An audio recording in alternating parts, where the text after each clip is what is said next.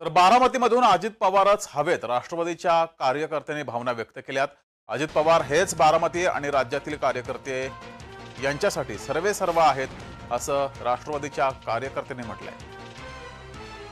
तर बारामती आणि अजित पवार यांचं नातं हे कुटुंबासारखं आहे, त्यामुळे आगामी विधानसभा निवडणुकीमध्ये अजित पवार हेच बारामतीमधून निवडणूक लढवावी, त्यांनीच ही निवडणूक लढवावी, असं कार्यकर्त्यांनी म्हटलंय।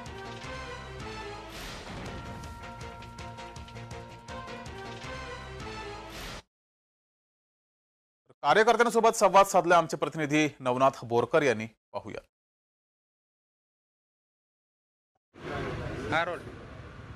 लोकसभेनंतर आता विधानसभेचं पडघम वाजू लागलेले आहेत। आजच उपमुख्यमंत्री अजित पवार यांनी जनसन्मान यात्रेदरम्यान एक मोठं वक्तव्य केलेलं आहे। त्यांनी म्हटलेलं आहे की कार्यकर्ता आणि पार्लमेंट बोर्डच्या जर ठरवलं तर जय पवार यांना देखील बारामती जाहीर करू।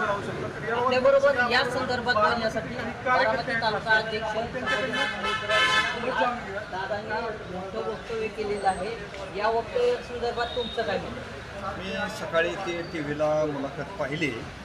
दादांना पत्रकारांनी प्रश्न विचारला की कार्यकर्ते बारामतीमध्ये जयदादा पवार यांची उमेदवारी मागतात। त्यावेळेस दादांनी सांगितलं की कार्यकर्त्यांनी मागितले, पार्लमेंटरी बोर्डाने ठराव केला तर त्या ठिकाणी त्यांना विचार होईल, अशा प्रकारचं वक्तव्य दादांनी। असं दादांनी काय जयदादांनी उमेदवारी मागितली